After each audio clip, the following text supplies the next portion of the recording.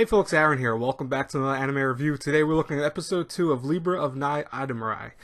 Now, I really think this show is actually pretty interesting. As a big fan of books, I've always loved stories where they have this thing of, what if there were cursed books in the world? Because you always think that books are emotional gateways of sorts. It's even if you pick up a fantasy book or if you pick up a horror story or a romance novel, they are supposed to give you a sense of emotion. They're supposed to kind of inflict you with that.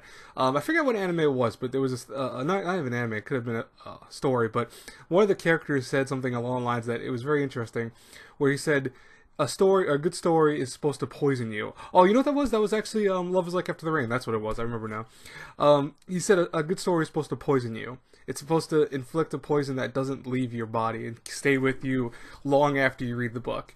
And it sounds weird. It sounds almost like poison. You almost put that as a derogatory word. But in this case, it's actually a pretty good representation of what a book should do to you. It's supposed to inflict you with some type of emotion. And to think that, there are cursed books in the world, that Kuze has this power to see these cursed books, and just by being in the ownership of someone, a book can do so much damage, it's kind of interesting and intriguing to me. Now, so far what we get from this is really our episode is more to just introduce everyone. There are a lot of guys already we're introduced to. It's obviously a reverse harem and / a Tome game adaptation, so it's not really surprising. But we see Kuze's reaction to some of these characters. Already we're really getting the biggest kind of camaraderie between her and Hayato, who's like the leader of the group.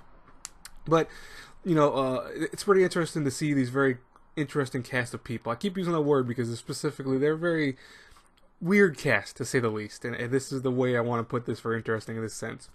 These characters are your atypical reverse harem roles where we have, the kind of strange Shota boy who seems like he has some kind of hidden agenda in the background, where he's not a bad person, but he's aloof and also at the same time slightly mysterious.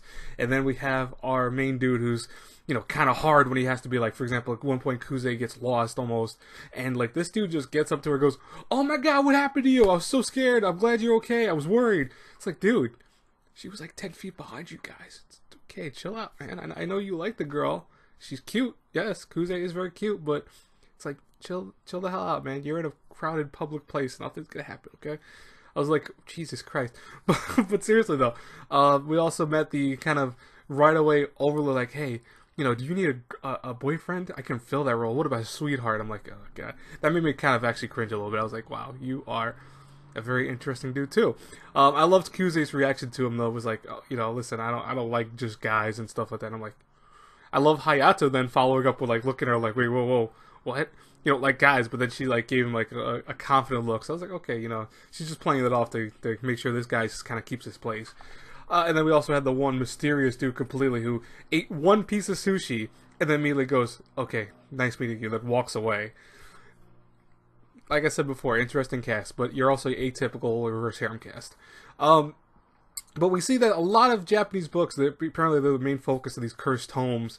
And, Kuze was kind of disappointed that when she was going around for the first time in the group trying to find them, she couldn't really do it. She was struggling to see if any of these things had curses on them. And, she could see it clearly, so it's not like her power's not working.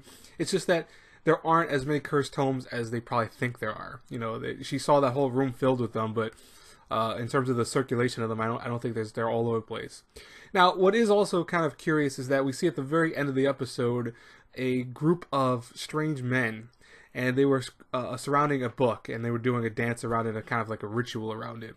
And I'm thinking, what if this is the organization that's like putting these tomes out there to spread chaos and all that? Even with that one guy who they met in that bookstore, the one dude who like left in parting words towards Kuze, I almost wonder if he's part of that group or he knows something about it and he's just not letting off on it.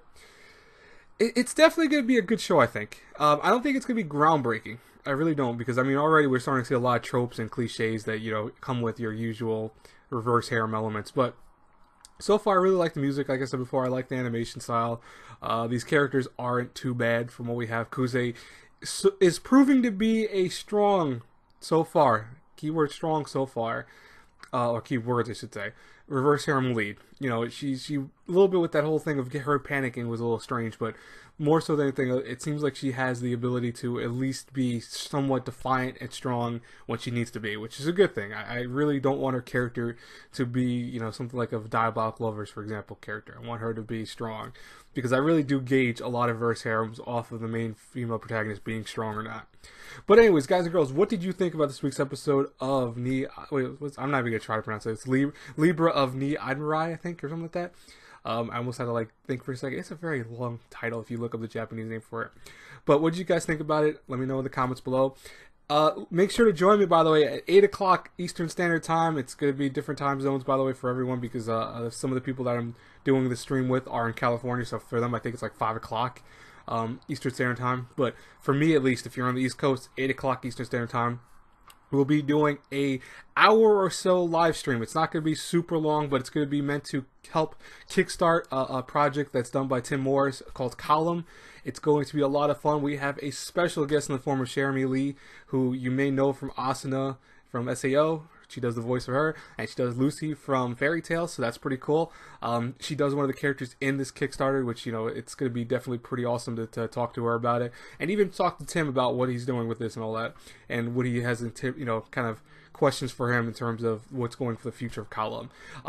You know, we're going to keep this very structured and settled, so I want to make sure everyone who goes there, you have a few questions, but don't be too upset if you don't really have any questions answered during the stream. It's more so just going to be on what we have time for and all that, because we are running on a kind of short timer, but we'll see what happens. All right. Anyways, I will talk to you guys then. Hopefully you are there. Please come and show your support. You don't need to help with the Kickstarter per se, but you being there will help out nonetheless.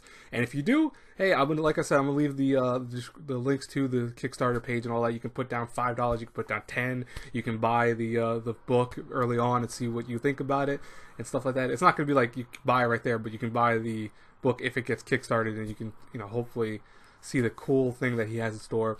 But they are previews and stuff like that, and we'll talk more about that in the stream. Anyways, I'll talk to you guys later. God bless you all. Have a great day, everyone. Bye bye.